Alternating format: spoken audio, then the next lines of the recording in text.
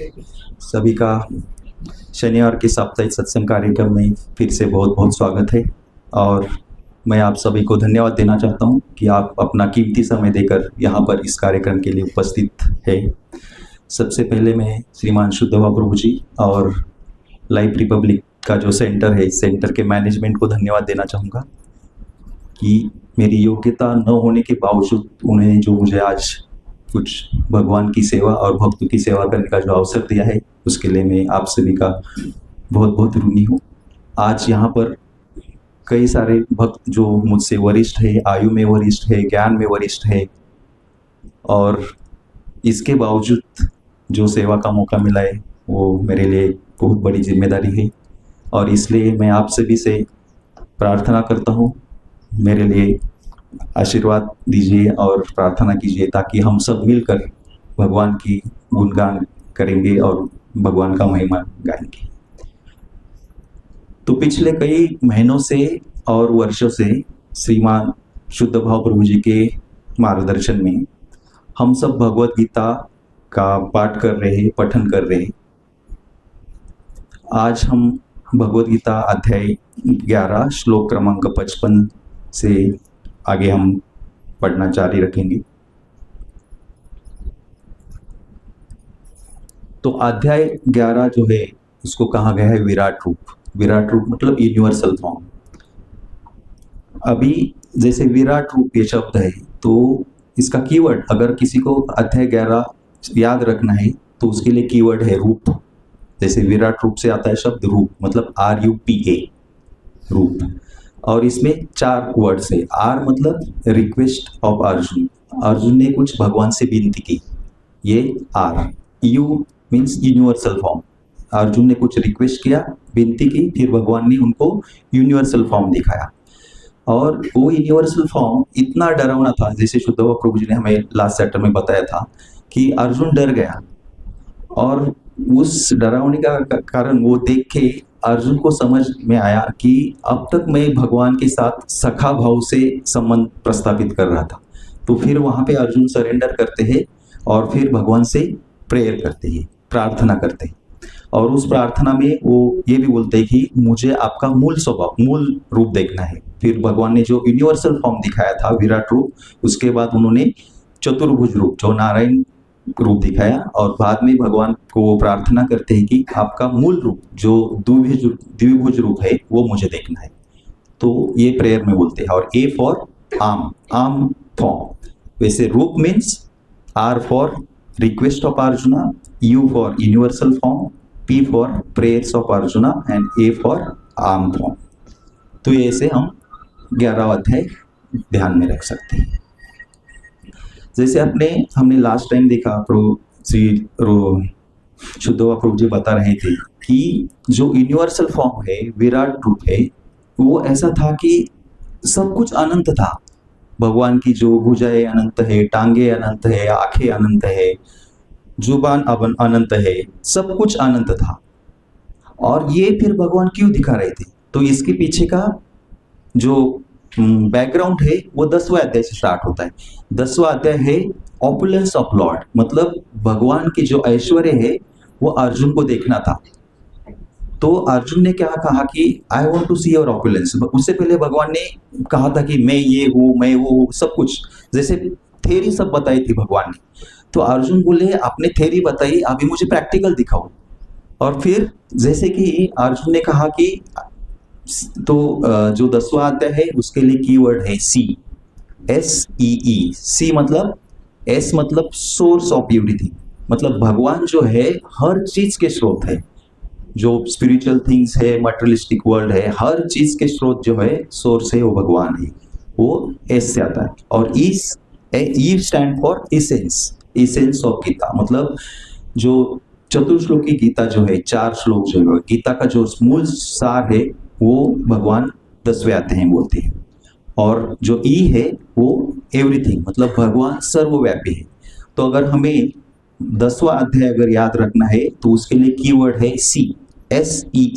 S मतलब source of everything, E means essence of everything जो गीता का सार है, और E मीन्स एवरीवेयर, मतलब भगवान सर्वव्यापी है। तो जैसे भगवान ने कहा, हम भगवान की डेफिनेशन कैसे करते हैं? भगवान, भग मतलब जो ऐश्वर्य है, भगवान के पास जो ऐश्वर्य है, कितने ऐश्वर्य? 6 ऐश्वर्य है। और वान मीन्स जो पजेस करता है, जिनके पास वो है। तो भगवान के पास कौन से 6 ऐश्वर्य है? जैसे कि बल, यश, धन, ज्ञान, सौंदर्य और वैराग्य, और ये परिपूर्ण है। ये सिर्फ भगवान के पास है। अगर हम एग्जाम्पल लेंगे तो बल की एग्जाम्पल क्या है? भगवान जब 7 साल के थे, छोटे बालक, तब उन्होंने जो अपना लेफ्ट हैंड है, लेफ्ट हैंड तो हमारा वीक रहता है, उसमें से जो छोटा फिंगर है वो तो और भी वीक रहता है। तो इस उंगली पर भगवान ने गोवर्धन उठाया था 7 दिन 7 रात, और वो भी उन्होंने बहुत इजीली उठाया था। आजकल हम देखते हैं कोई वेट लिफ्टर है तो वेट लिफ्ट करेंगे, कितना करेंगे? मैक्सिमम 200 केजी, और वो भी कुछ सेकंड के लिए, और उसके बाद इमीडिएटली नीचे पटक देंगे। बट ये भगवान ने जो गोवर्धन है, आज गोवर्धन का जो साइज है, जो 22 किलोमीटर उसका पेरीमीटर है। 5,500 साल पहले वो तो बहुत बड़ा था, क्योंकि गोवर्धन को एक शाप मिला था कि दिन ब दिन आपका साइज कम होते जाएगा। तो आज वो साइज है 21-22 किलोमीटर। 5,500 साल पहले वो बहुत ही बड़ा था, और वो भगवान ने 7 दिन 7 रात अपने उंगली पर रखा था। तो ये है बल भगवान का। यश, जो हम बोलते कि मतलब भगवान कितने फेमस है। भगवान ने 5,500 साल पहले इस पृथ्वी पर अवतार लिया था, और आज भी हम उनका गुणगान कर रहे हैं। अगर हम बाकी किसी का देखेंगे, कोई पॉलिटिकल पर्सन है या जो भी है, उनके बारे में देखेंगे तो उनके लिए कितने फेमस हो सकते। जो भी अब अगर हम एक्टर देखते हैं तो उनकी मूवी आती है, उतने दिन के लिए वो फेमस रहते हैं। कोई क्रिकेटर, वो अगर अच्छा मैच खेलते हैं तो हम उसी दिन या और कुछ महीने के लिए उनके बारे में सोचते हैं, फिर हो गया। मतलब 100-200 साल से ज़्यादा कोई फेम अपना नहीं टिका सकता। ये भगवान जो है 5,500 साल से पहले जिन्होंने अवतार लिया था, आज भी हम उनका गुणगान गा रहे हैं। धन के बारे में क्या कहना? सहस्रों लक्ष्मी भगवान के चरणों में सेवा देती है, और जिस लक्ष्मी के पीछे हम जो आज कल के जो लोग हैं सब भागते हैं, वैसे वो सब लक्ष्मी, सहस्र लक्ष्मी भगवान के चरणों में सेवा देती है। ज्ञान, भगवान तो ज्ञान का भंडार है, सब वेद जो सब भगवान से ही आता है, तो ये भगवान है। सौंदर्य के मामले में क्या है? जब कुरुक्षेत्र का युद्ध हो रहा था, भगवान की आयु थी 125 साल के आसपास, और तब भी भगवान 25 साल जितने युवा थे और हैंडसम लग रहे थे। तो ये है भगवान का सौंदर्य। और वैराग्य, भगवान जैसे हमने कहा कि भगवान सर्वव्यापी है, इस पूरे ब्रह्मांड के स्वामी है, सोर्स ऑफ एवरीथिंग है। इसके बावजूद भगवान ने अर्जुन का सारथी बनना चुना। ऐसे नहीं था कि इससे पहले अर्जुन ने कोई युद्ध नहीं किया था, इससे पहले भी अर्जुन ने बहुत सारे युद्ध किए थे, और उस युद्ध के लिए उनके पास सारथी कोई नहीं था, ऐसा नहीं था। उनके पास कई सारे सारथी थे, वो युद्ध भी उन्होंने जीता था। तो उसके बावजूद भगवान ने अर्जुन का सारथी बनना पसंद किया। तो ये वैराग्य है। तो ऐसे हमने जो देखा कि भगवान जो 6 ऐश्वर्य से परिपूर्ण है, ये है भगवान जो सोर्स ऑफ एवरीथिंग बोलते हैं। तो अर्जुन भगवान से कहते हैं कि कृष्ण भगवान अर्जुन से कहते हैं कि मेरी महिमा और ऐश्वर्य असीमित है। मैंने जो आपको दिखाया वो तो सिर्फ टेलर है, ये उसको बोलते हैं कि एक चिंगारी है। जस्ट हम बोलते ना, एक पिक्चर कोई देखना है तो 2 मिनट का ट्रेलर दिखाते, तो भगवान ने वैसे सिर्फ ट्रेलर दिखाया था, पूरा पिक्चर तो बाकी है।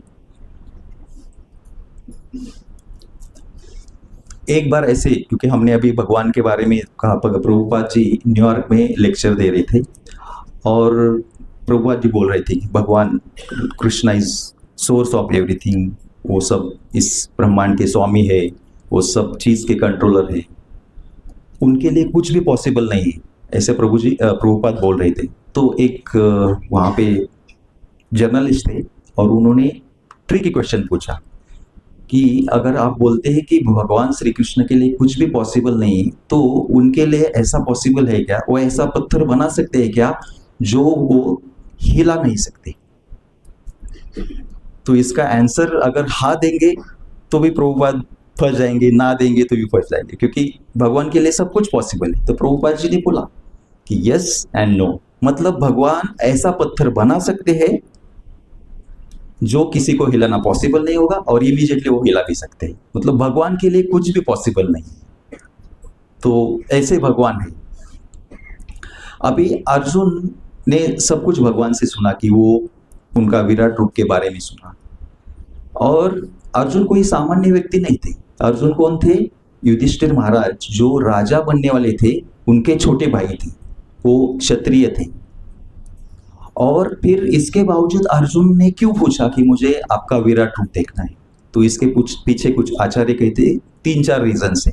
एक तो अर्जुन अपने लिए कुछ नहीं पूछते। हमें मालूम है अर्जुन एक माध्यम थे, ताकि हम अभी गीता के ऊपर प्रवचन कर सके, हम डिस्कशन कर सके। तो अर्जुन एक माध्यम बने हम सबके लिए वो संभव करने के लिए। दूसरा ये रीजन है कि जो भविष्य में उनको मालूम था तभी कि भविष्य में बहुत सारे लोग अल्प बुद्धि के रहेंगे, जैसे हम लोग हैं। और उनके लिए ये संदेश था कि भगवान श्री कृष्ण पूर्ण पुरुषोत्तम है, सबके स्वामी है, सभी भगवान के नियंत्रण में है।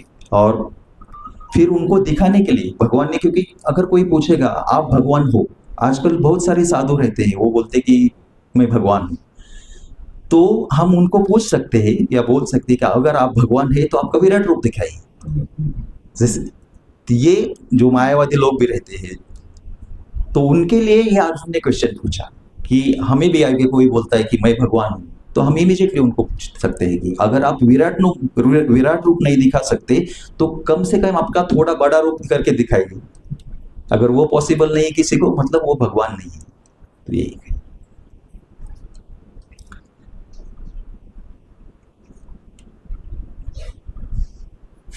तो अभी हम श्लोक देखेंगे।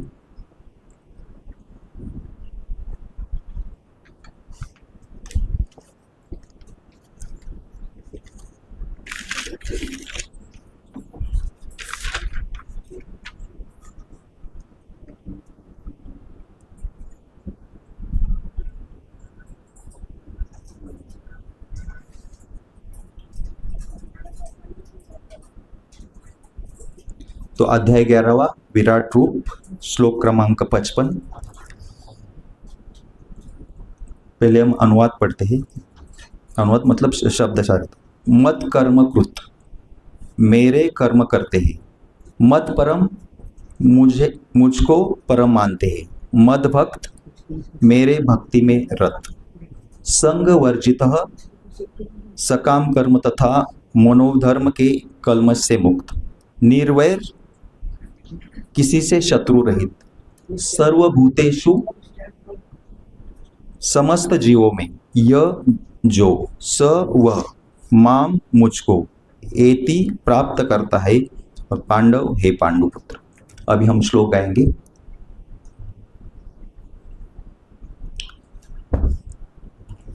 मत कर्म कृण मत परमो, मद्भक्त संग वर्जित। निर्वैर सर्वभूतेषु, यस मामेति पांडव। मत कर्म कृण मत परमो, मद्भक्त संग वर्जित। निर्वैर सर्वभूतेषु,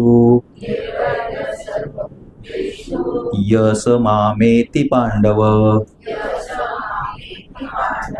मत कर्म कृण मत परमो,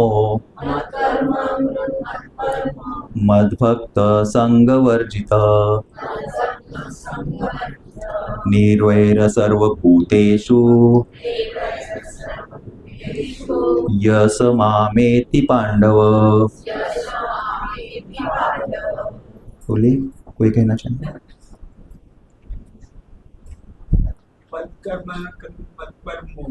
मत कर्म कृण मत परमो,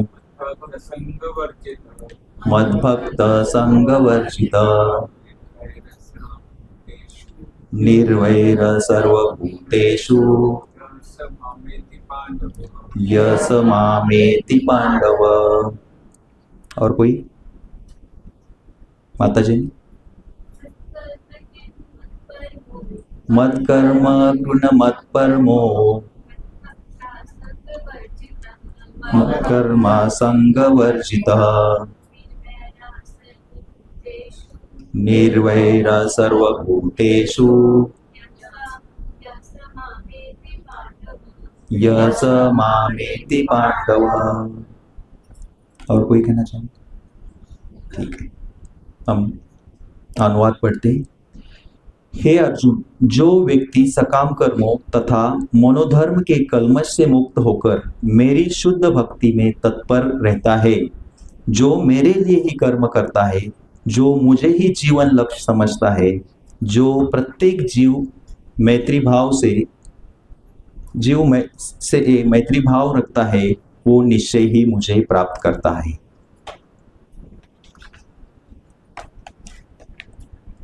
इसका तात्पर्य काफी बड़ा है, तो हम उससे पहले कुछ चर्चा करेंगे और जैसे जैसे आगे जाते हैं फिर तात्पर्य पढ़ेंगे।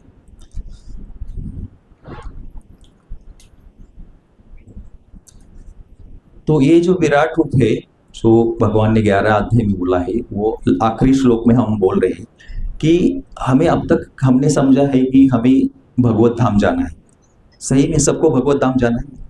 तो अगर हमें भगवत धाम जाना है तो उसका फॉर्मूला, सीक्रेट यहाँ पे भगवान ने दिया है। और वो क्या सीक्रेट है? तीन पॉइंट में भगवान बोलते हैं। वो सीक्रेट है मत कर्म कृत, मेरे लिए कर्म करो। भगवान क्या कहते हैं?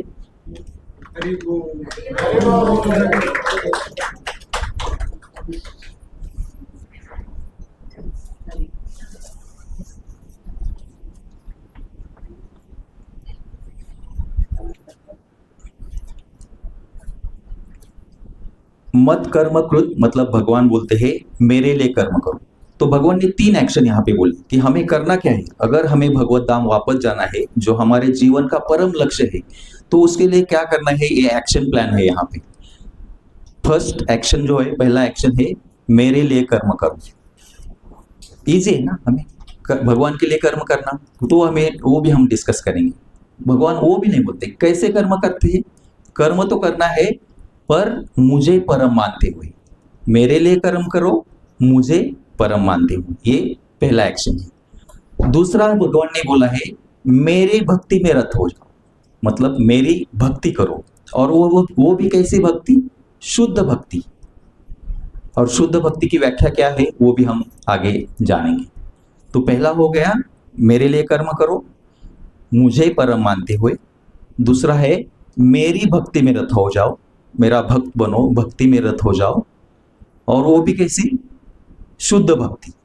और संग वर्जिता मतलब सकाम कर्म नहीं करना है, और मनोधर्म कलमश से मुक्त होकर, ये है। और तीसरा एक्शन जो भगवान ने बोला है कि निर्वैर मतलब सभी जीव, यहाँ पे जितने भी जीव है उनसे किसी से निर्वैर रखना है, मतलब शत्रुता नहीं रखनी है। ये 3 एक्शन दिया है। तो भगवान ने बोला है कि अगर हमें भगवत धाम जाना है तो आपको सिर्फ ये 3 चीजें करनी है।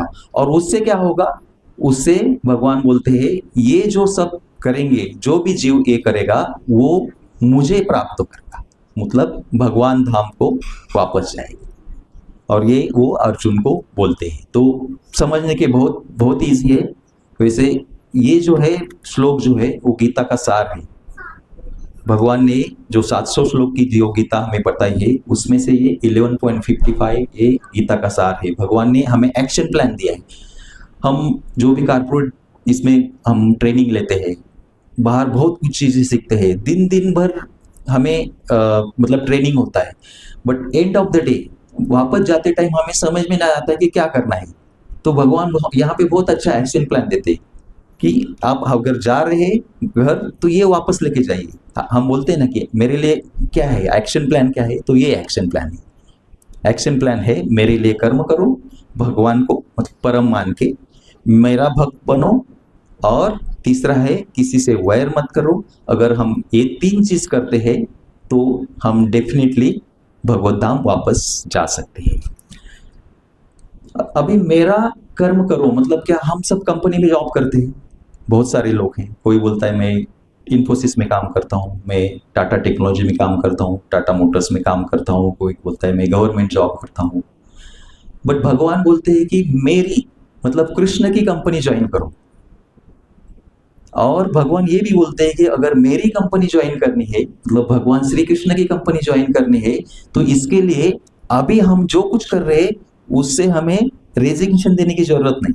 मतलब अगर जो जो कुछ भी हम कर रहे हैं, जो भी प्रोफेशन में है, उससे हमें इस्तीफा देने की जरूरत नहीं है, वो छोड़ने की जरूरत नहीं। वो करते करते हम कृष्ण की कंपनी ज्वाइन कर सकते हैं। तो ये पहला एक्शन है।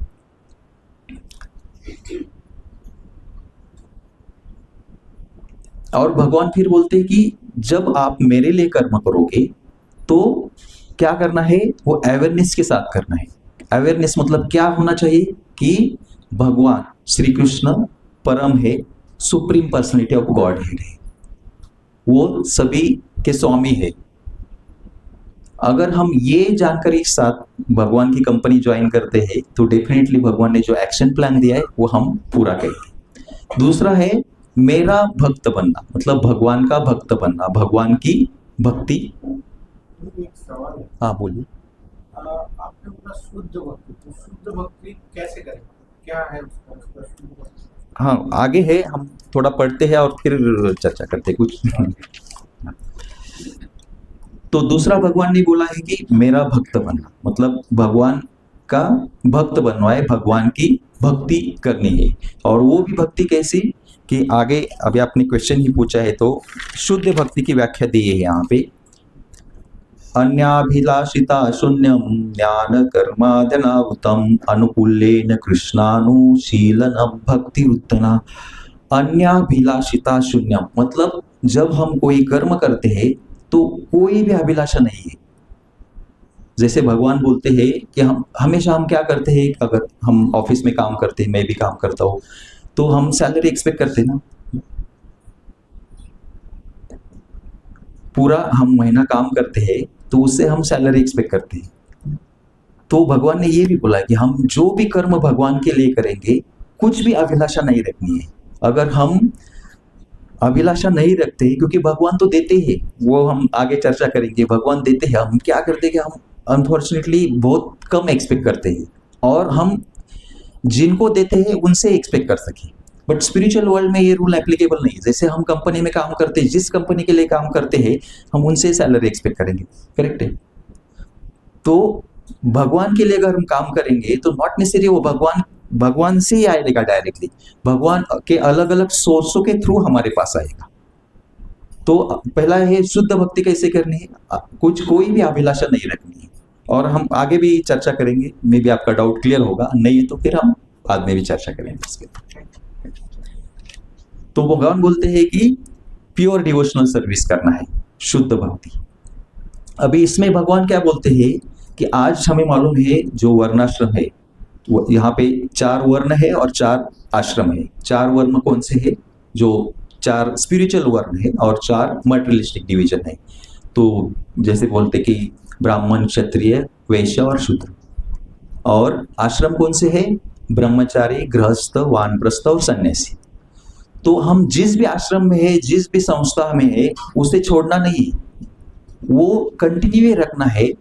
और इसके बावजूद हमें सिर्फ भगवान को जोड़ना है। हमारे पास एक सक्सेस की डेफिनेशन है, हमें सभी को सुख चाहिए, शांति चाहिए। और बहुत सारे लोग सुख और शांति गलत जगह पे ढूंढते हैं। जैसे कोई कहता है कि मेरे पास अच्छा जॉब रहेगा तो मेरे लिए सुख आएगा, कोई कहता है कि मेरे पास अच्छा घर रहेगा तो मेरे लिए सुख आएगा, कोई कहता है कि मेरे पास अच्छी पोजीशन रहेगी, पॉलिटिकल पोजीशन हो, जो ऑफिस में पोजीशन हो, तो उनको लगता है कि मेरे पास सुख आएगा। तो ये अलग अलग डेफिनेशन है। कोई कहता है कि मेरे पास अच्छी लग्जरी कार रहेगी तो मैं ज़्यादा सुखी रहूँगा। बट भगवान बोलते हैं या आचार्य बोलते हैं ये सब क्या है, एक बड़े बड़े जीरो है। मतलब आपके पास अगर अच्छा घर है तो ये एक जीरो है, आपके पास अगर अच्छी पोजीशन है तो और एक जीरो है, आपके पास अगर अच्छी कार है तो और एक जीरो है, और आपके पास काफ़ी सारा धन है तो और एक जीरो है। तो ये सब जीरो मिला के हम उसको अगर ऐड करेंगे तो वो क्या होगा, जीरो ही होगा। तो उसको अगर हर एक जीरो के ऊपर आगे हम एक रखते हैं, एक मतलब भगवान श्री कृष्ण एक रखते हैं, तो हर एक जीरो की वैल्यू बढ़ेगी। जैसे भगवान श्री कृष्ण आगे है, सेंटर में है, और फिर उसके बाद हम बोलेंगे कि हमारे पास अच्छा घर है तो 10 हो गया। हम बोलेंगे हमारे पास अच्छी गाड़ी है तो 100 हो गया। हम बोलेंगे हमारे पास बहुत कुछ धन है तो 1000 हो गया। तो ऐसे धीरे धीरे वो 1000 लाखों करोड़ों ऐसे बढ़ेगी। जब तक एक है तब तक इस सभी की वैल्यू है। अगर एक भगवान एक जो हमारे आगे नहीं है, सेंटर में नहीं है, तो सबकी वैल्यू जीरो है, क्योंकि हमें मालूम है जाते टाइम सबको खाली हाथ जाना है। तो हम सब कुछ ना कुछ इकट्ठे करने में लगे हैं भगवान की लिए संपत्ति। अगर वो भगवान की सेवा में लगाते हैं, भगवान को सेंटर में रखते हैं, और वो भी कैसे रखना है वो भी हम आगे चर्चा करने की पूरी कोशिश करेंगे।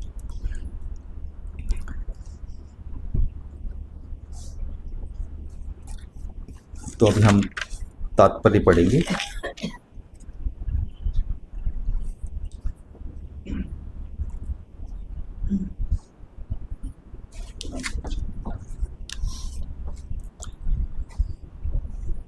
जो कोई, मैं पूरा तात्पर्य नहीं पढ़ूंगा क्योंकि 3 पेजेस का तात्पर्य है और हमारे पास लिमिटेड समय है, तो हम जितना सब कुछ इम्पोर्टेंट है, प्रभुपाद ने लिखा है तो सब कुछ इम्पोर्टेंट है, बट उसमें से भी हम जो ज़्यादा इम्पोर्टेंट है वो पढ़ने की कोशिश करेंगे।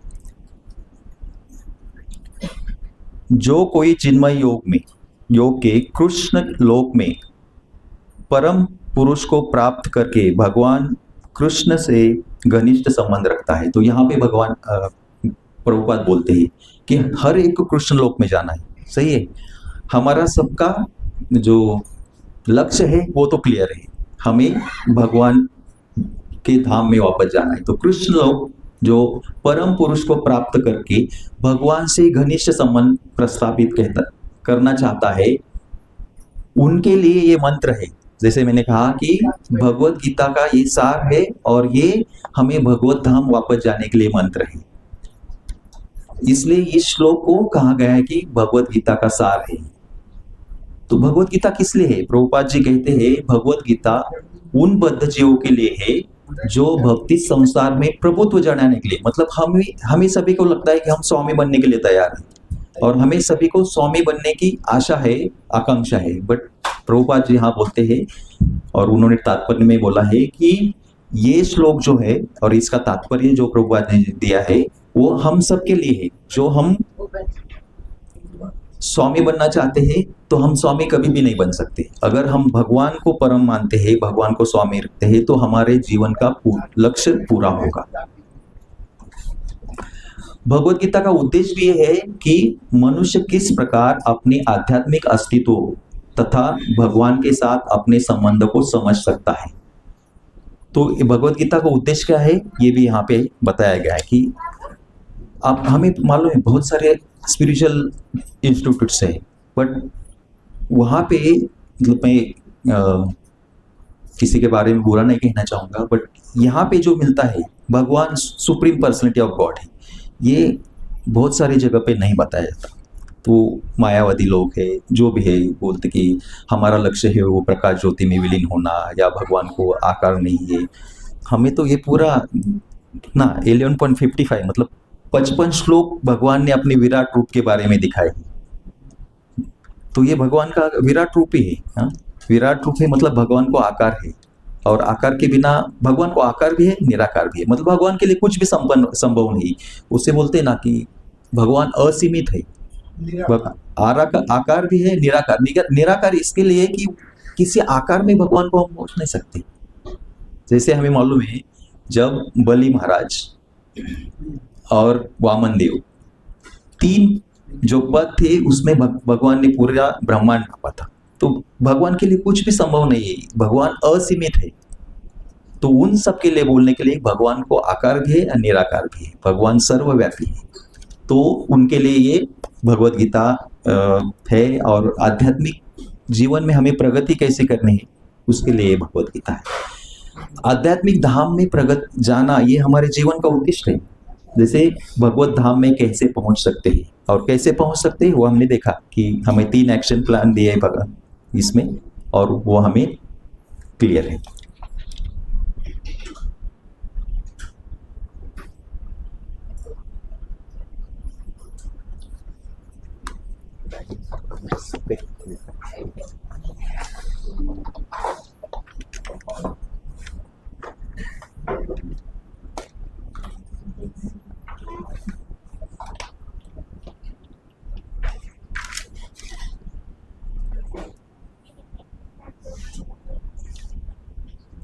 तो अगर हमें भक्ति करनी है तो भक्ति के लिए दो रूल है। किसी को मालूम है? 2 ही रूल है, बहुत इंपॉर्टेंट। पहला रूल है ऑलवेज रिमेंबर कृष्णा। ये पहला रूल है। भगवान को हमेशा हमेशा हमें याद करना है, 24 घंटे भगवान को याद रखना है। Always remember Krishna, this is very important and first rule of भक्ति। और दूसरा रूल क्या है? दूसरा रूल ये है कि पहला रूल हमें भूलना नहीं है, मतलब नेवर फॉरगेट कृष्णा। सो पहला है ऑलवेज रिमेंबर कृष्णा और दूसरा है नेवर फॉरगेट कृष्णा। अगर ये हम 2 रूल याद रखते हैं तो भक्ति बहुत आसान है। भक्ति आसान है, कृष्ण के लिए कर्म करना बहुत आसान है, भगवान को परम मानते हुए कर्म करना बहुत आसान है, और किसी से निर्वैर करना वो भी बहुत आसान है। आसान मतलब डिफिकल्ट नहीं है, थोड़ा डिफिकल्ट, आई मीन इतना इजी नहीं बट डेफिनेटली डिफिकल्ट नहीं है। क्योंकि आजकल क्या होता है, मंदिर में भी भक्तों को निर्वैर मतलब क्या? ईर्ष्या। अगर कोई भक्त आगे जाता है तो भक्तों में भी आजकल ईर्ष्या रहती है। तो हम फिजिकल वर्ल्ड में क्या देखेंगे? वहाँ पे तो कंपटीशन ही कंपटीशन है। हमें सबको मालूम है, ऑफिस में है, वहाँ पे हम सब पॉलिटिक्स में जाते हैं, प्रमोशन के लिए पॉलिटिक्स होता है, सब जगह पॉलिटिक्स ही पॉलिटिक्स है। और उससे क्या होता है, जो निर्वैर बढ़ता है, दुश्मनी बढ़ती है। तो भगवान यहाँ पे बोलते हैं कि सभी जीवों के लिए हमें निर्वैर रखना है, मतलब मैत्री भाव, मैत्रीपूर्ण से संबंध रखना है। और जैसे लास्ट टाइम मैंने यहाँ पे प्रोग्राम हुआ था, R1 में हुआ था, तो वहाँ पे आई थिंक अराउंड 80 to 100 भक्त थे और सब मिलजुल के जो सेवा कर रहे थे, वो मेरे लिए बहुत सरप्राइज था, वो शॉक था कि इतने सब भक्त साथ में मिलजुल के कैसे सेवा कर सकते हैं। तो मैं कहूँगा कि श्रीमान शुद्धवा प्रभु जी का उन्होंने जो इतना अथक प्रयास लिया है, 8 साल से जो सेंटर चला है, हर एक को उन्होंने इतना टाइम दिया है, उसका ही ये रिजल्ट है। अदरवाइज मैं बोलूँगा एक ब्रह्मचारी के लिए उनकी साधना और चैंटिंग, मतलब मंगल आरती और साधना, ये बहुत इंपॉर्टेंट है। तो कभी मंगल आरती छोड़ते नहीं और प्रभु भी नहीं छोड़ते, बट इसके बावजूद वो हर दिन जब भी यहाँ पे आते हैं तो इतना समय देते हैं, 10 बजने तो 11 बजने तो हर एक के साथ जो भी उनके क्वेश्चंस वो क्लैरिफाई करते हैं। बाकी सब ब्रह्मचारी देखेंगे तो उनके लिए 9 बजे डेडलाइन रहता है, 9 बजे वो बेड सो जाएंगे। बट प्रभु जी का शेड्यूल आप देखेंगे तो सुबह 3 साढ़े 3 बजे से रात के 11 बजे तक कंटिन्यूसली बिजी रहेंगे। और हम सब क्या करेंगे, मतलब भगवान के लिए करते हैं तो हम थोड़ा समय देते हैं। जैसे यहाँ पे भगवान बोलते हैं किसी को अगर भगवत धाम जाना है तो मेरे लिए कर्म करो, और कर्म करना है तो एग्जिस्टिंग जॉब नहीं छोड़ना है। तो हम बाकी सब करते हैं और कुछ समय भगवान के लिए देते हैं। तो प्रभु जी ने तो पूरा जीवन दिया है। जैसे कि उनकी पढ़ाई, उन्होंने इंजीनियरिंग किया, उसके बाद उन्होंने बोला कि मेरा जो जीवन का लक्ष्य है वो भगवान की प्रसन्नता के लिए और भगवान के जो भक्त है उनकी सेवा के लिए। और एक नहीं 3 सेंटर चला रहे, इतने बिजी रहते हैं वो, और उसके बावजूद हर एक का डाउट क्लैरिफाई करना, हर एक को समय देना। और आपको मालूम नहीं यहाँ पे मतलब रावेत से यहाँ आने के लिए जब ट्रैफिक रहता है तो 1 घंटा लगता है आने के लिए। कभी कभी प्रभु जी 12 बजे पहुंचते हैं। तो ये मतलब जैसे प्रभुपाद बोलते हैं, आगे भी है, निर्वैर मतलब भक्त जो है वो भगवान के लिए अब कष्ट भोगता है। जैसे एग्जाम्पल दे है प्रहलाद महाराज ने कितने कष्ट लिए।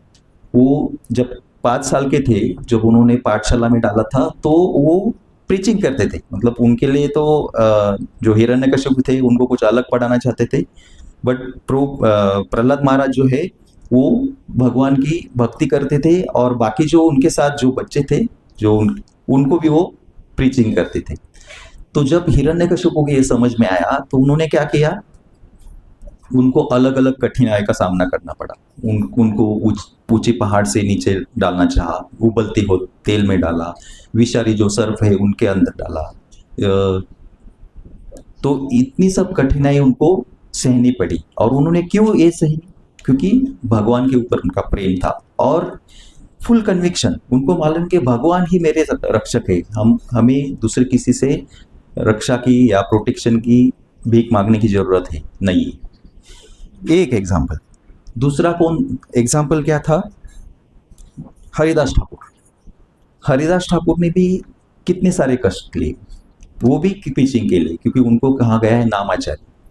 हरिदास ठाकुर हमेशा, मतलब दिन में सुनाई कि 22 घंटे वो जप करते थे, और सिर्फ 2 घंटे थे वो उनका जो भी बाकी चीज़ें है उसके लिए देते थे। 22 घंटे जप करते थे, तो उनको भी बहुत सारे कठिनाई का सामना करना पड़ा। लेटेस्ट एग्जाम्पल मैं देना चाहूँगा कि हर एक भक्त जो है कठिनाई का सामना करना ही पड़ता है। मैं जब जर्मनी में था तो वहाँ पे एक सेंटर में 4 ही डिवोटीज थे, और हर सब सैटरडे वो हरिनाम करते थे, और ये सालों से चलता था। हम आजकल हरिनाम करना है तो हमें चाहिए कि बहुत सारी बड़ी टीम चाहिए, तो उसके बिना हरिनाम नहीं कर सकते। तो एक जो थे वो मृदंग बजाते थे, एक हारमोनियम बजाते थे, एक करताल, और उसमें से वो गाते थे, और एक माताजी थी वो संकीर्तन भी करती थी, बुक डिस्ट्रीब्यूशन भी करती थी। तो 4 लोगों की टीम थी, 4 भक्तों की टीम थी, और वो ऐसे ही एवरी सैटरडे, इतना कन्विक्शन था। और वो भी ऐसे परिस्थिति में जब बाहर टेम्परेचर 2 डिग्री है, 0 डिग्री है, अगर वो परिस्थिति में हम 2 या 5 मिनट में बाहर जाएंगे विदाउट हैंड ग्लोव्स, तो 5 मिनट में हमारा पूरा फ्रीज हो जाएंगे। वैसी अवस्था में वो 2-2 घंटे कंटिन्यूसली कीर्तन करते थे। तो ये भगवान के ऊपर ये कष्ट क्यों लेते थे वो, ताकि जो भगवान चैतन्य महाप्रभु की जो महिमा है, जो आंदोलन उन्होंने चालू किया है, क्योंकि भगवान चैतन्य महाप्रभु कहते थे गाँव-गाँव में मेरे नाम का प्रचार होना चाहिए। तो हर जगह, मतलब जर्मनी हो या कोई भी सिटी हो, कोई कंट्री हो, स्मॉल टाउन में भी भगवान के नाम का प्रचार होता है। और ये तो जैसे बोला कि कष्ट लेते थे हम, तो एक बार मैं भी उनके साथ जा रहा था, आई थिंक 4-5 डिग्री टेम्परेचर था, हम साथ में जा रहे थे। और जर्मनी जैसे कंट्री में लोगों को इंडिपेंडेंस चाहिए, मतलब अगर आप गाते भी है और कोई सामने से आता है, उनको अच्छा नहीं लगा तो वो इमीडिएटली बोलेंगे बंद कर दो, अगर ऐसे बोलते हैं इमीडिएटली वहाँ पे। हमारे लिए वो सौभाग्य है कि अभी तक ऐसे कोई नहीं बोलता है, बट वहाँ पे वो बोलते थे। तो हम ऐसे ही जा रहे थे, उस दिन शायद 5-6 भक्त रहेंगे। तो 2 माताजी थी, वो आगे संकीर्तन कर रहे थे, मतलब भगवान के लिए नृत्य कर रहे थे, और चल रहा था। और आगे से 3-4 जो शराब पिए हुए लोग आए, और उनके हाथ में शराब की बोतल भी थी, और उनको अच्छा नहीं लगा हम संकीर्तन कर रहे, और उन्होंने वो शराब की बोतल से वो एक जो माताजी आगे थी उनके ऊपर वो शराब ऐसे फेंक दी, मतलब बोतल नहीं फेंकी, शराब फेंक दी।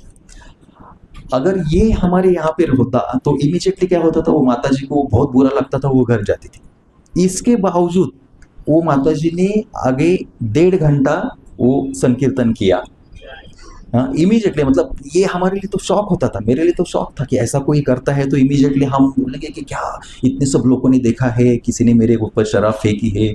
और जैसे कि हमें मालूम है कि हम शराब को हाथ भी नहीं लगाते, तो किसी ने तो अपने ऊपर, तो हम बोलेंगे कि अभी तो इमीडिएटली जाके हमें शॉवर लेना है, नहाना है, तो भी हम शुद्ध होंगे। तो उन्होंने कुछ नहीं, कंटिन्यू किया 1.5 घंटा। उसके बाद उन्होंने लेक्चर भी दिया, जाने के बाद सेंटर में लेक्चर भी दिया। तो ये ऐसे एग्जाम्पल्स है कि प्रभुपाद जी ने ये जो कृष्ण भावना दी है हम सबको, उसका इम्पोर्टेंस इतना है, और इतने सारे भक्तों ने वो इतना कन्विक्शन के साथ ली है कि प्रोफेशन भी छोड़ते हैं। जैसे आगे यहाँ पे देखते हैं, हमारा जो भी प्रोफेशन रहेगा, प्रभुपाद जी यहाँ पे बोलते हैं, किसी के पास ज़्यादा पैसा रहेगा तो वो भगवान के लिए मंदिर बनवा सकता है, कोई व्यापारी है तो वो भगवान के लिए महल बना सकता है। किसी के पास पैसा नहीं है तो वो मंदिर की सफाई में लग सकता है। जैसे हमने देखा ना, कृष्ण के लिए कर्म करो, मतलब किस प्रकार के कर्म होते हैं। एक तो आपके पास समय नहीं है, आप बहुत बड़े बिजनेसमैन हो, आपके पास बहुत पैसा है, तो कुछ प्रॉब्लम नहीं, आप वो पैसा भगवान की सेवा में लगाइए। कैसे लगा सकते हैं कि भगवान के भक्तों की सेवा करना। जैसे यहाँ पे अगर सेंटर है तो हम मंदिर भी बना सकते हैं, तो वो एक कर सकते हैं। अगर किसी के पास पैसा नहीं है तो टाइम है, तो हम डेफिनेटली भगवान की सेवा कर सकते हैं। कैसे कर सकते हैं भगवान की सेवा? भगवान के मंदिर की सफाई कर सकते हैं, या भगवान के अर्च विग्रह की हम सेवा कर सकते हैं, या भगवान के लिए प्रसाद बना सकते हैं। आप जो भी प्रोफेशन में हैं, जैसे यहाँ पे बोला था कि हमारे पास 4 वर्णाश्रम है और 4 वर्ण है। जो भी प्रोफेशन में है वो छोड़ने की जरूरत नहीं। कोई टीचर है तो वो प्रीचिंग का काम कर सकते हैं, प्रीचिंग की सेवा कर सकते हैं। कोई आर्टिस्ट है तो भगवान के लिए डेकोरेशन कर सकते हैं। किसी के पास अगर कला है, गाने की कला है, भगवान के लिए गा सकते हैं। कोई म्यूजिकल इंस्ट्रूमेंट बजाते हैं तो भगवान के लिए म्यूजिक। तो हमारे हर एक के पास कुछ ना कुछ क्वालिटीज होती है। ऐसा कोई भी नहीं है कि किसी के पास कुछ भी नहीं है। भगवान ने ये हमें दी है, हर एक के पास कुछ ना कुछ क्वालिटी है। हमें वो देखना पड़ेगा कि हमारे पास क्या है और वो क्वालिटी में भगवान के सेवा में कैसे लगा सकते हैं। तो यहाँ पे बोला गया है कि हमें हमारा प्रोफेशन छोड़ने की जरूरत नहीं। तो मैं एक एग्जाम्पल देना चाहूँगा कि जो बाहर के लोग हैं वो प्रोफेशन भी छोड़ने को तैयार हैं। ऐसे और एक एग्जाम्पल देना चाहूँगा। मैं जब जर्मनी में था तो वहाँ पे एक 21 साल का एक प्रभु जी थे। प्रभु जी तो वो तो बाद में बन गए।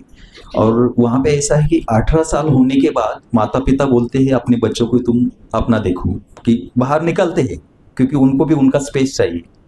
रीज़न कुछ अलग रहेगा, बट 18 साल के बाद ऑलमोस्ट 90-95% माता पिता बोलते हैं कि आपको बाहर निकलना है। और वो जो थे अपने माता पिता के साथ ही रहते थे, बट वो हम बोलेंगे कि जो गए गुजरे हैं ना, जिन्होंने जैसे जगाई मदाई थी, उन्होंने कोई हाथ नहीं छोड़े थे, या वैसे ही उन्होंने मतलब शराब पीते थे, स्मोकिंग करते थे, ड्रग्स में तो उसकी हद ही नहीं थी, वो उसमें पूरे दिन थी। तो वैसे बट वो हमेशा भगवान को प्रे करते थे। मालूम नहीं किस बात की, उनको सिर्फ वेदों का अध्ययन करना था, वेदों का अध्ययन करना था, और वो हमेशा भगवान को प्रे करते थे और वो माता पिता के साथ रहते थे। तो एक दिन क्या हुआ, ऐसे वो कुछ तो सर्च करते करते उनको mayapur.tv ये वेबसाइट मिला, और उन्होंने वहाँ पे देखा कि अपना जो मायापुर का चंद्रोदय मंदिर है उसके बारे में उन्होंने सुना, फिर वृंदावन के बारे में सुना, फिर भगवत गीता के बारे में भी सुना, फिर इस्कॉन के बारे में भी सुना। अभी ये सब उन्होंने एक वीडियो में देखा था। फिर इस्कॉन के बारे में सुना तो इमीडिएटली उन्होंने सर्च किया कि जर्मनी में इस्कॉन टेम्पल है क्या। तो मैं जिस टेम्पल में जाता था उसी टेम्पल में वो एक सैटरडे आ गए सर्च करते करते, और उस सैटरडे आ गए। फिर हमारी कुछ बातचीत हो गई, जो वहाँ के जो प्रीचर थे उन्होंने भी उनको गाइड किया। इमीडिएटली मतलब एक हफ्ते के अंदर उन्होंने सब कुछ छोड़ दिया। मेरे पास वीडियो भी है उनका, मैंने वीडियो लिया है कि क्या ट्रांसफॉर्मेशन क्या होता है, कि अगर हम भगवान के भक्त बनेंगे, भगवान को हम सेंटर में रखते हैं, तो हमारे लाइफ में परिवर्तन क्या होता है, वो बहुत इम्पोर्टेंट है। और किस लेवल का परिवर्तन हो सकता है, ये एक एग्जाम्पल। एक हफ्ते के अंदर उन्होंने शराब छोड़ दी, स्मोकिंग छोड़ दिया, और नॉनवेज छोड़ दिया, और 16 माला, वो भी इंटेंसली। किस लेवल की माला करते थे वो भी मैं आपको बोलूँगा आगे। तो एक हफ्ते के अंदर, मतलब जैसे कि हम बोलते हैं ना कि हम अगर स्पिरिचुअली कुछ करते हैं तो उसका पतन नहीं होता है। तो हमें हमेशा हमारा जो स्पिरिचुअल अकाउंट है उसका बैलेंस बढ़ाने के लिए काम करना चाहिए, ना कि हमारा बैंक बैलेंस जो मटेरियलिस्टिक काम वो भी करना चाहिए, क्योंकि हमें बट उसके ऊपर हमारा ध्यान नहीं होना चाहिए। पूरा स्पिरिचुअल अकाउंट है उसके ऊपर काम करना चाहिए। तो ऐसा हो ही नहीं सकता ना, क्योंकि अगर आप एक हफ्ते पहले तक सब कुछ करते थे और एक हफ्ते के अंदर आप में इतने सब बदलाव आते हैं कि आप सब कुछ छोड़ते हैं, नॉनवेज छोड़ते हैं, आप घर में रहते हैं, पेरेंट्स उनका नॉनवेज बनाते हैं और वो अपने लिए अलग प्रसाद बनाते हैं। उन्होंने अपने घर में मंदिर बनवाया, छोटा मंदिर बनवाया, 16 माला इंटेंसली। जर्मनी के जो वेदर है कोल्ड रहता है वहाँ पे, उसी वेदर में वो 4 बजे 4:30 बजे उठते और ठंडे पानी से नहाते हैं। ये सब भी है। और सबसे इम्पोर्टेंट मैं आगे बोलूँगा कि उन्होंने अपना प्रोफेशन छोड़ने की बात की। उसी समय उनको एक जॉब लगा था जो हमारे कंपनी में कैंटीन में वो जो खाना परोसने का काम करते हैं। अभी कैंटीन में वहाँ पे तो नॉनवेज है, तो उनको जब समझा कि मैं नॉनवेज परोसना भी एक बहुत बड़ा पाप है और इससे मुझे भगवान मिलने में बाधा हो सकती है, तो उन्होंने 1 महीना सिर्फ वहाँ पे जॉब किया और छोड़ दिया जॉब। और फिर उन्होंने क्या सोचा कि मुझे अभी कारपेंट्री का प्रोफेशन सीखना है, मैं कारपेंट्री का प्रोफेशन सीखूंगा, 3 साल का जो कोर्स है वो करेंगे और उसके बाद भगवान के लिए मंदिर बनाएंगे, भगवान के भक्तों के लिए मंदिर बना के ना उन्होंने किया। तो ये ट्रांसफॉर्मेशन आता है। जैसे मैंने कहा कि यहाँ पे बोला गया कि प्रोफेशन चेंज करने की जरूरत नहीं, बट अगर किसी ने बहुत सीरियसली लिया, क्योंकि सीरियस ही है ये, कृष्ण भावना अगर फॉलो करना है, जो हमारे जीवन का उद्देश्य है, वो सीरियस टॉपिक है, वो कोई पार्ट टाइम नहीं है। तो लोग प्रोफेशन चेंज करते हैं और जैसे माला का भी आता है, तो उन्होंने प्रोफेशन चेंज किया, अभी वो 2nd ईयर है। और जैसे उनको बताया गया था कि अगर हम हमारे घर में कोई भक्त आते हैं, भक्त या जो भी मेहमान आते हैं, तो हम कुछ ना कुछ देते हैं, या दूसरों के घर जाते हैं तो उनको भी हम कुछ लेकर जाते हैं। वैसे ही अगर हम मंदिर जाते हैं तो कभी भी खाली हाथ नहीं जाना है, बिल्कुल खाली हाथ नहीं जाना है। तो हर टाइम वो इंश्योर करते थे कि अगर मैं जा रहा हूँ तो भगवान के लिए फल लेकर जाऊँ, अगर किसी समय फल नहीं है तो डेफिनेटली आते टाइम वो भगवान के लिए डोनेशन करके आएंगे।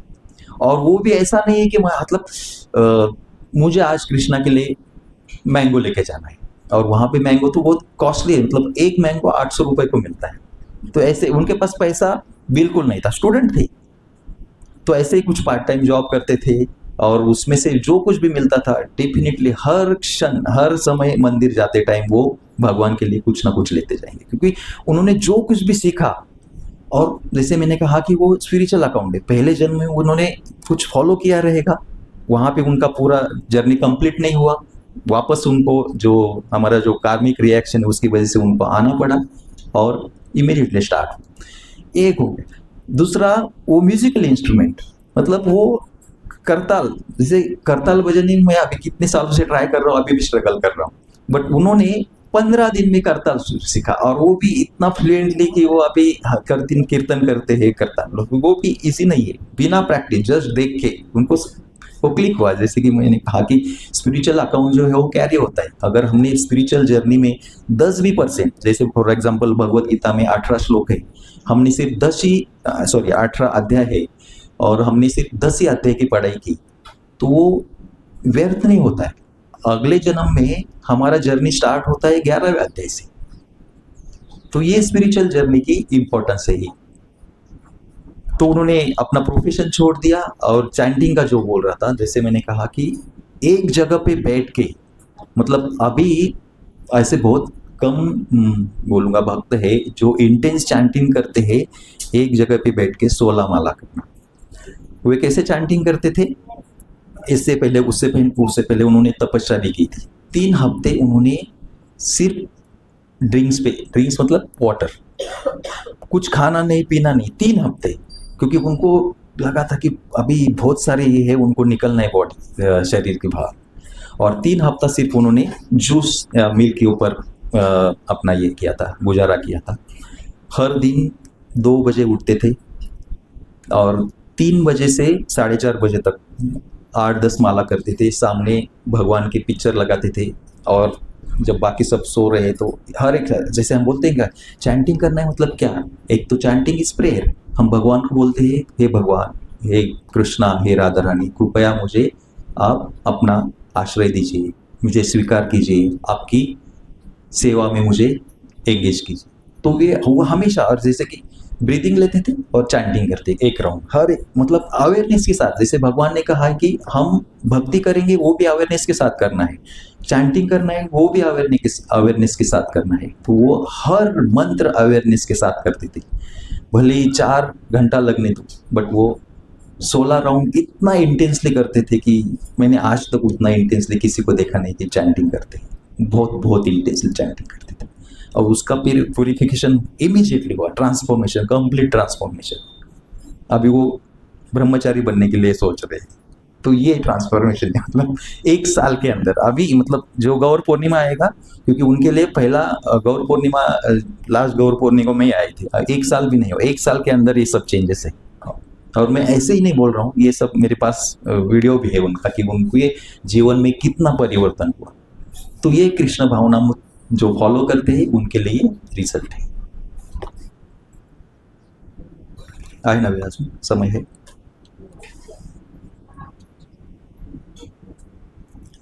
अगर हम चैंटिंग भी करते हैं तो उसके लिए एक छोटा मंत्र है कि क्या क्या कैसे चैंटिंग करनी है।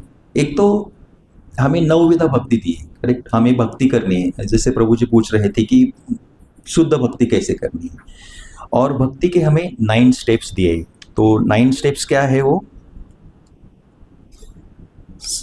श्रवण, कीर्तन, स्मरण, पाद सेवन, अर्चन, वंदन, दास्य, सख्य, आत्मनिवेदन। ये 9 विधा भक्ति के स्टेप्स है। हम चालू करते हैं श्रवण से और हमें आत्मनिवेदन करते हैं। तो हर एक के लिए, मतलब अगर कोई श्रवण करता है तो वो कैसे श्रवण होना चाहिए? परीक्षित महाराज जैसा। परीक्षित महाराज के लिए सिर्फ 7 दिन थे। उनको बताया गया था कि आपका डेड एंड कब है। वो अनफॉर्चुनेटली हमारे पास नहीं है, हमें किसी को भी मालूम नहीं है हमारा डेड एंड कब है। तो हमें लगता है कि है, और इसलिए हम सालों सालों, सिर्फ आज की नहीं, कल की नहीं, जन्मों जन्म की, नेक्स्ट जनरेशन की हम प्रिपरेशन करते हैं, उनके लिए कुछ बनाते हैं ऐसे। तो परीक्षित महाराज के लिए 7 दिन थे। उस 7 दिनों ने उन्होंने ऐसा श्रवण किया बिना खाए पिए, लगातार वो 24/7 7 दिन श्रवण। तो श्रवण के लिए परीक्षित महाराज एक हमारे लिए आइडियल है। देन जो नेक्स्ट है वो कीर्तन। कीर्तन कैसे कर सकते हैं? सुखदेव गोस्वामी जैसा कीर्तन कर सकते हैं। स्मरण कैसे कर सकते हैं? प्रहलाद महाराज जैसा। हमें मालूम है प्रहलाद महाराज हमेशा भगवान का श्रवण करते थे 24/7। हमेशा वो ओम नमो भगवते वासुदेवाय हमेशा उनका चलता था। और जैसे शुद्ध भक्ति की जो व्याख्या है, अनुकूलन कृष्णानुशीलनम भक्ति रुत्तनम। मतलब भगवान का अगर हम स्मरण करेंगे तो अनुकूल भाव से करना चाहिए, ना कि प्रतिकूल भाव से। एग्जाम्पल बहुत सारे हैं, जैसे रावण है या हनुमान।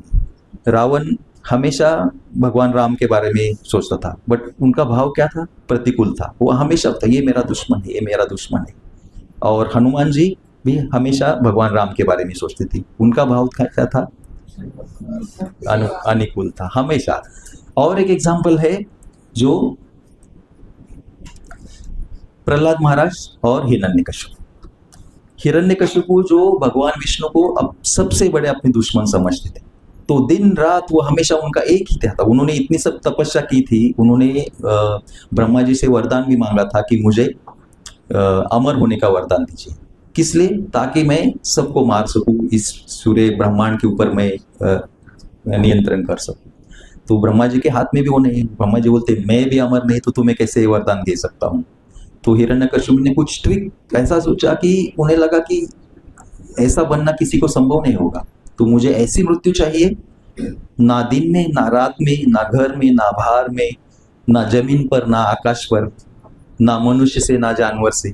ऐसे बहुत सारे कंडीशंस रखे और उनको ऐसा लगे कि ये सब कंडीशन फुलफिल करने वाला कोई नहीं हो सकता है। और भगवान जो है कृष्णा, उन्होंने ये सब कंडीशन फुलफिल किया। उन्होंने कैसे मारा? तो उन्होंने जो शाम का समय था, ना दिन ना रात, और कहाँ पे? जो डोर के ऊपर, वहां पे मारा।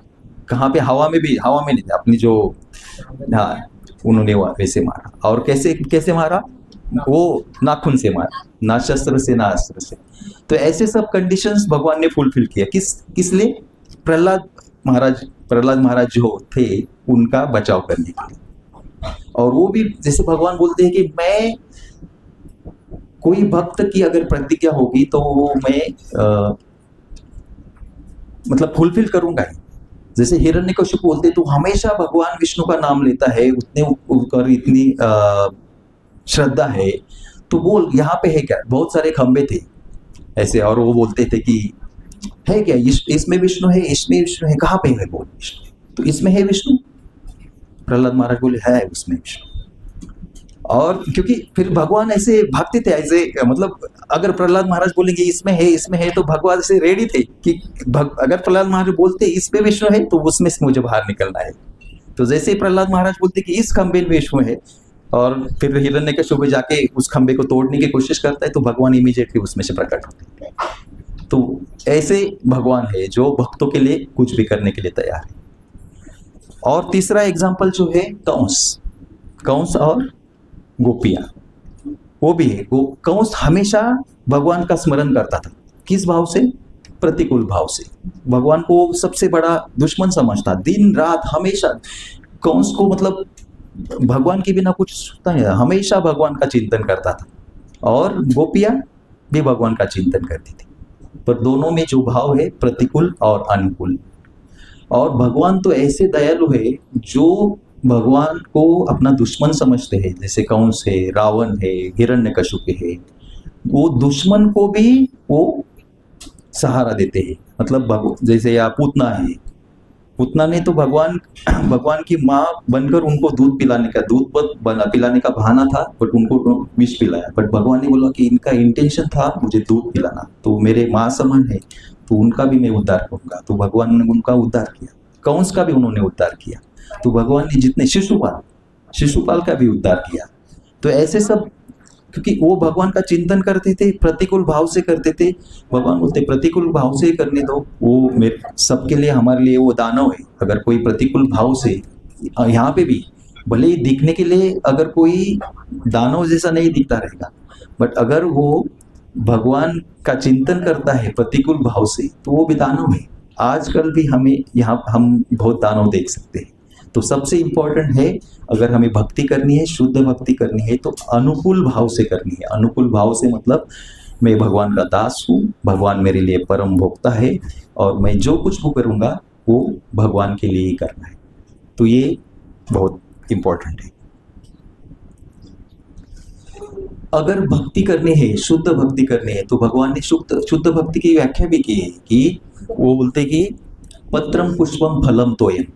मतलब शुद्ध भक्ति इतनी इजी है कि हमें भगवान के लिए पैसों की जरूरत नहीं। गरीब से गरीब, अमीर से अमीर, आपको भी आपका कोई भी प्रोफेशन होने दो, आपका कोई भी, मतलब आप शूद्र हो, ब्राह्मण हो, क्षत्रिय हो, वैश्य हो, या जो कुछ भी करते हो, ऐसा नहीं है कि आपके लिए ये प्री क्वालिफिकेशन चाहिए और तो ही आप शुद्ध भक्ति कर सकते हैं। मैं इसके लिए एक एग्जांपल देना चाहूँगा। निगड़ी टेम्पल का एग्जांपल है। बहुत एक माता जी है जो मेड का काम करती है, मतलब दूसरों के घर में बर्तन साफ करना या प्रसाद बनाना, कुकिंग करना। तो उनके लिए सिचुएशन ऐसा है कि अगर उन्होंने काम नहीं किया आज का, तो शायद 8 दिन के बाद उनको अपना जो लाइफस्टाइल है, खाना, उतने पैसे नहीं है। इसके बावजूद, और वो ऐसा है कि 5-6 घरों में काम करते रहेंगे, एक जगह से दूसरे जगह जाना, दूसरी जगह से तीसरे जगह जाना, ये सब करना, शायद दिन में 5, 6, 7, 8 किलोमीटर उनका चलना होता रहेगा। वो माता जी शायद 60-65 प्लस, मतलब बूढ़ी है, और हमेशा स्माइल उनके ऊपर। किसी को मिलेंगे तो हमेशा हरि बोल बोलेंगे, और हर दिन 16 माला करते हैं, हर दिन मंदिर में आते हैं। सौभाग्य से मंदिर के बाजू में रहते हैं हम, बट कभी कभी 8 दिन मंदिर में जाना नहीं होता है। बट उनका ऐसा है कि इतना सब काम करना, अलग अलग जगह पे जाना, और 16 माला करना, हमेशा स्माइली फेस रखना, सभी को हरि बोल से ग्रीट करना, और हर दिन मंदिर जाना। तो ये शुद्ध भक्ति की बात है। उसके लिए कुछ भी क्वालिफिकेशन नहीं चाहिए, कुछ प्रोफेशन नहीं चाहिए। आपका जो भी प्रोफेशन हो, उस प्रोफेशन, सिर्फ एक इम्पोर्टेंट है कि मुझे भगवान श्री कृष्ण को सेंटर में रखना है।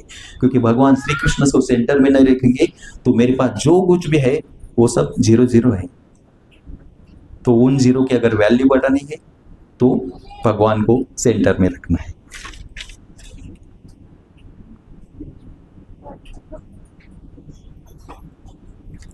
जैसे प्रभुपाद जी बोलते हैं कि कोई अमीर है, कोई किसी के पास घर है तो वहाँ पे मंदिर बनवा सकता है, किसी का पास पैसा है भगवान के लिए मंदिर बनवा लो। यहाँ पे भी जैसे बहुत सारे लोगों के पास अगर पैसा रहेगा तो सेंटर चालू कर सकते हैं, अलग अलग प्रोग्राम का चालू कर सकते हैं। और ये सबके लिए पॉसिबल है, मतलब ऐसा नहीं है कि सिर्फ हमें एक एक विश, मतलब क्या डिजायर करना है भगवान के लिए, हमें कुछ करना है, भगवान 10 कदम हमारी ओर आएंगे। प्रभुपाद जी बोलते हैं कि अगर पहले ज़माने में जब भगवान प्रभुपाद जी लिखा था 1972 के आसपास, अगर ये ट्रांसलेशन किया है तब की बात है। प्रभुपाद जी बोलते हैं कि नॉर्मली भारत में हर एक के पास कुछ ना कुछ ज़मीन का टुकड़ा होता है, थोड़ा बहुत ज़मीन होता है। तो आपके पास ज़मीन है तो भगवान के लिए फूल की खेती कीजिए, वहाँ पे तुलसी महारानी लगाइए, क्योंकि तुलसी महारानी भगवान के लिए बहुत इंपॉर्टेंट है, उनके बिना भगवान प्रसाद भी ग्रहण नहीं करते। तो बोलते कि बट आजकल जमीन कहाँ पे, बोलते कि आज ये, क्योंकि ये 50 साल पहले की बात है, हर एक के पास कुछ ना कुछ जमीन होती थी, आजकल हम जमीन पे ही नहीं रहते। आई एम श्योर कि हम यहाँ पे जितने भी है जमीन पे रहने वाले बहुत कम लोग रहेंगे, हम सब हवा में रहते हैं, अभी भी हम हवा में हैं, आठवें मंजिल पे है तो हवा में है, तो बहुत कम लोगों के पास जमीन है। तो ये प्रभुपाद जी बोलते थे कि जमीन है तो उसका इस्तेमाल भी भगवान के लिए कीजिए।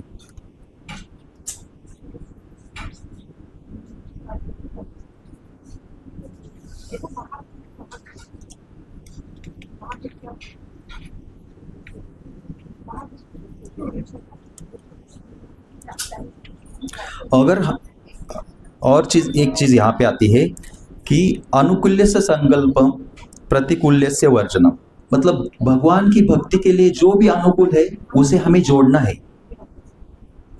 जैसे हमारा संग, मतलब आजकल बोलते हैं कि किसी का अगर कैरेक्टर समझना है तो उसके साथ हमें कुछ वार्तालाप करने की जरूरत नहीं, जस्ट उनको उनका एक दिन का शेड्यूल देखिए कि वो उनका उठना बैठना किन के साथ है, उनका डेली रूटीन कैसा है, आप समझ सकते हैं उनको। तो अगर हमें मतलब अनुकूल होना है तो हमारा संग भी वैसे होना चाहिए। संघ का बहुत बड़ा इम्पोर्टेंस है, और संघ का इम्पोर्टेंस क्या है, तो उससे पहले मैं जैसे हमने कहा कि भगवान को सेंटर में रखना है, आज का श्लोक का तात्पर्य भी वही है, इम्पोर्टेंस जो है कि हमें 3 चीज़ करनी है, भगवान के लिए कर्म करना है, भगवान को परम मानते हुए, दूसरा भगवान की भक्ति में हमें रत होना है, और तीसरा सभी से मैत्रीपूर्ण संबंध रखना है। और ये करेंगे तो हम भगवत धाम जाएंगे। एक क्लियर, अगर वो करना है तो भगवान को सेंटर में रखना पड़ेगा, क्योंकि भगवान जब तक सेंटर में नहीं है तब तक हम ये तीनों चीज़ नहीं कर सकते।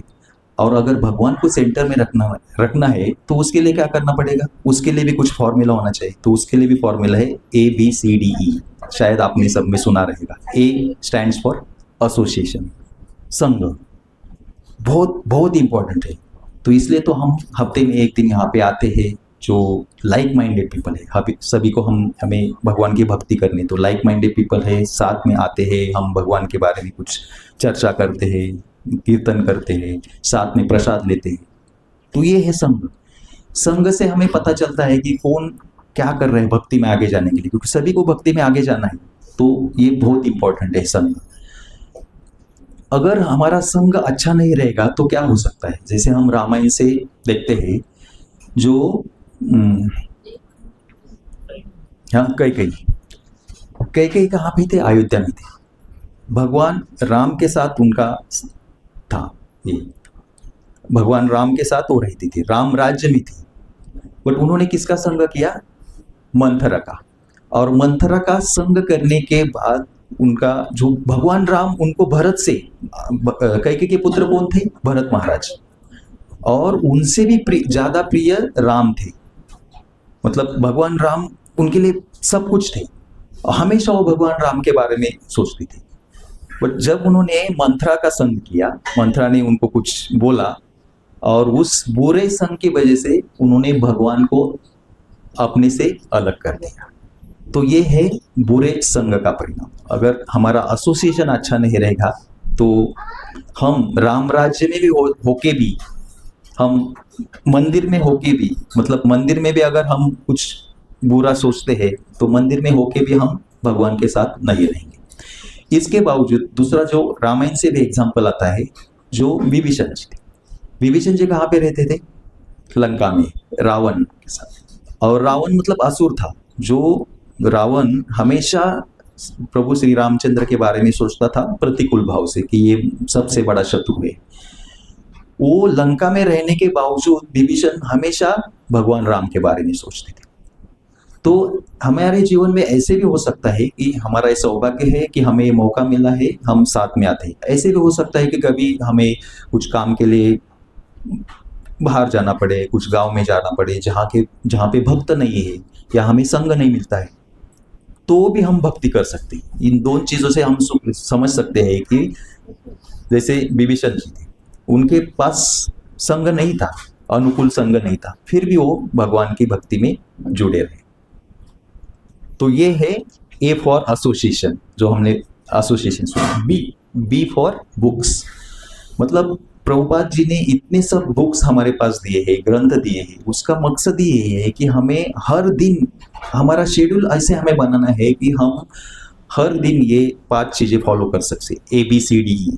सो उसमें से संग, भले हम फिजिकली मतलब भक्त सब मिलते ऐसा नहीं, वर्चुअली भी संग कर सकते हैं। अगर हम ऑनलाइन प्रोग्राम अटेंड कर सकते हैं या जूम पे अटेंड कर सकते हैं, यूट्यूब पे अटेंड कर सकते हैं, जो भी है। बट बहुत इम्पोर्टेंट है कि हमारा दिन अनुकूल भाव में जो है उनके साथ हो जाए। बुक्स तो हर दिन, ज़्यादा नहीं। अगर भगवत गीता में 700 श्लोक है तो हम देखते हैं कि अगर 2 ही श्लोक पढ़ेंगे हर दिन, वो मेरे लिए भी, अगर मैं यहाँ पे बोलना चाहूँ तो मेरे लिए भी वो एक ये है कि मुझे भी वो करना चाहिए। ऐसा नहीं कि मैं कर रहा हूँ और आप सबको बोल रहा हूँ। तो मेरे लिए भी वो एक कि हर दिन भी 2 श्लोक पढ़ते हैं, 10 मिनट लगेंगे तो हम 1 साल में भगवत गीता पूरा कर सकते हैं। और भगवत गीता जो हमारे जीवन का सार है, हमें मालूम है भगवत गीता क्या है। भगवत गीता में हमें भगवान ने बताया है कि ज्ञान है, फिर कर्म है और भक्ति है। पूरा भगवत गीता एक्चुअली 3 पार्ट में आता है। भगवत गीता में 18 अध्याय है। पहले 6 अध्याय भगवान ने कर्म के बारे में बोला है। लास्ट के जो 6 अध्याय है भगवान ने ज्ञान के बारे में बोला है।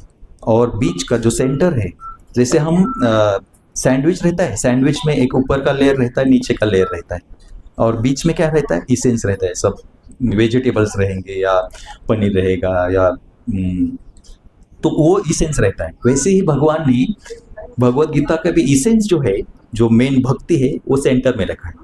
अध्याय 7 से 12 तक भगवान ने भक्ति के बारे में बोला है। तो ये भगवत गीता अगर हम पढ़ेंगे तो उससे पढ़ेंगे हमारे जीवन में, अगर हम उसका एप्लीकेशन करेंगे, क्योंकि एप्लीकेशन इम्पोर्टेंट है। एप्लीकेशन करेंगे तो डेफिनेटली हमारे जीवन में भगवान आएंगे, भगवान को हम सेंटर में रखेंगे और उससे हमारे धीरे धीरे आध्यात्मिक प्रगति होगी। जैसे मैंने कहा, भगवत गीता हमारे जीवन का एक मैनुअल है। पहले हम क्या करते थे, अगर कोई भी चीज़ लेते थे तो एक मैनुअल आता था। अभी वो आजकल बंद हुआ है या डिजिटल आता है। और मैनुअल क्या करता है, बोलता है, जैसे हम प्रोजेक्टर लेंगे तो प्रोजेक्टर के साथ मैनुअल आएगा। वो बोलेगा कि इसके फीचर्स क्या क्या है, उसके बारे में हमें पूरा बताएगा कि यहाँ पे ये फीचर्स है, डूज एंड डोंट्स, इसका मेंटेनेंस कैसे करना है, और इसका मेंटेनेंस हम अच्छा करेंगे तो इसका लाइफ भी बढ़ेगा और उसका हम अच्छी तरह से इस्तेमाल करेंगे। वैसे ही भगवत गीता ये मनुष्य जीवन के लिए एक मैनुअल है।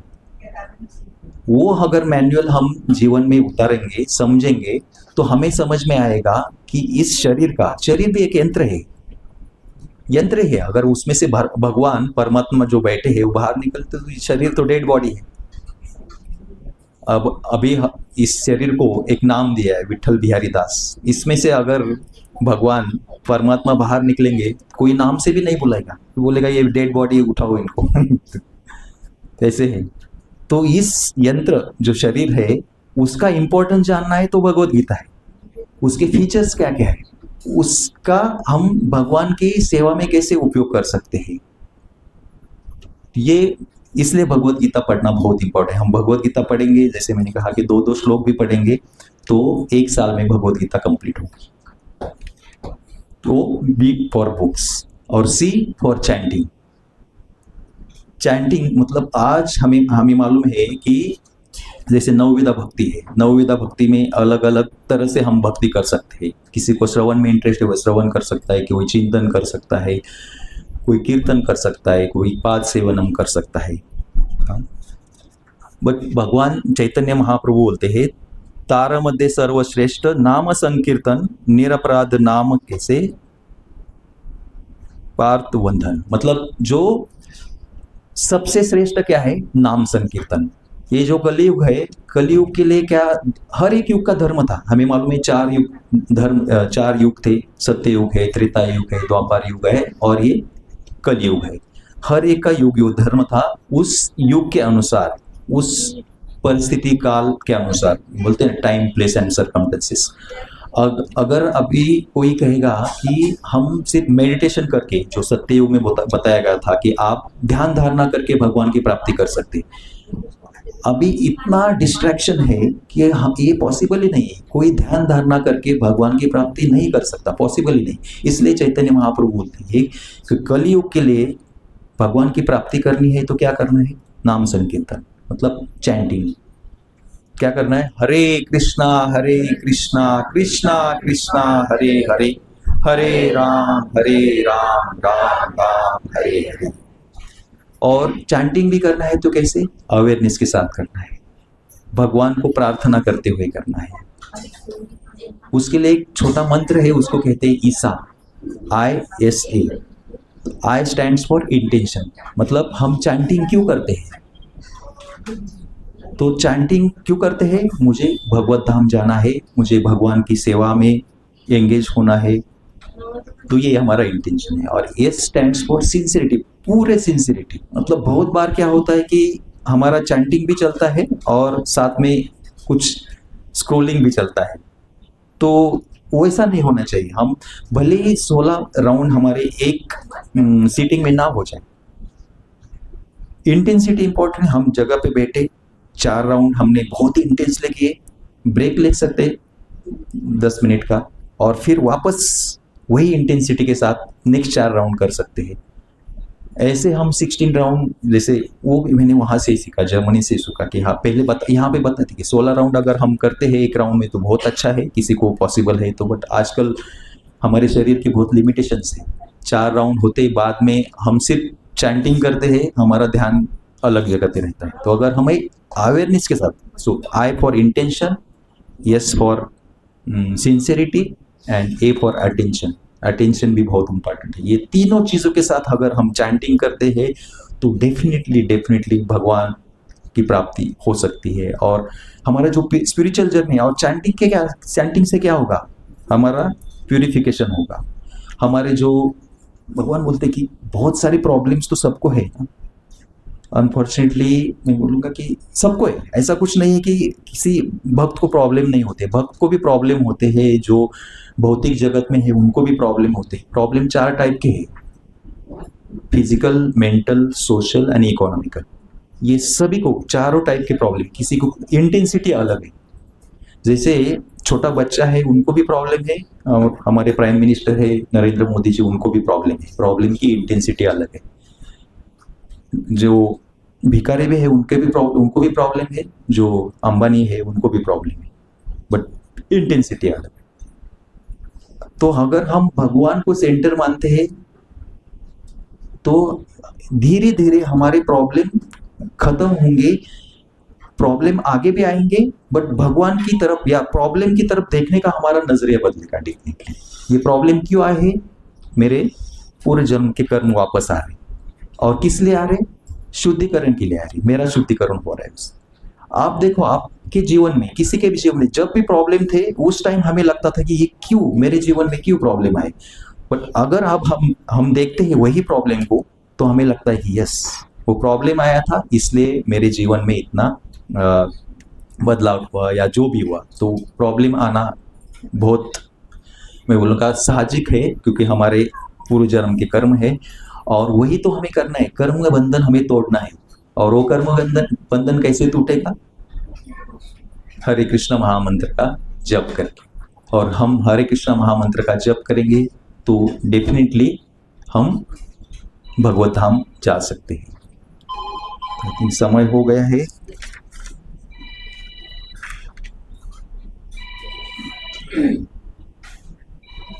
तो वापस मैं बोलूँगा जो हमने आज का जो श्लोक देखा था, क्या था श्लोक?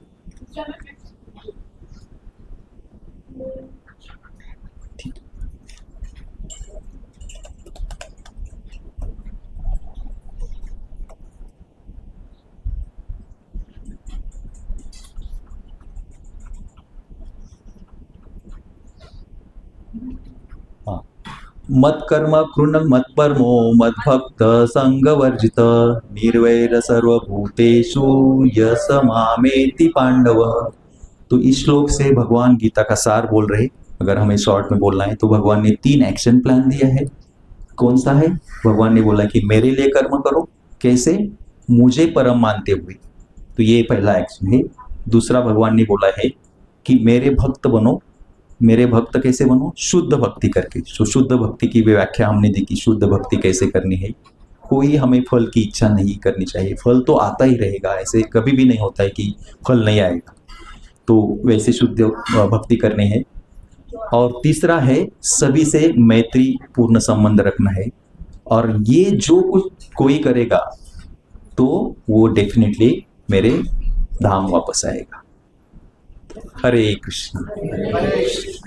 श्रील प्रभुपाद की जय। सर्व गौर भक्त वृंद की जय।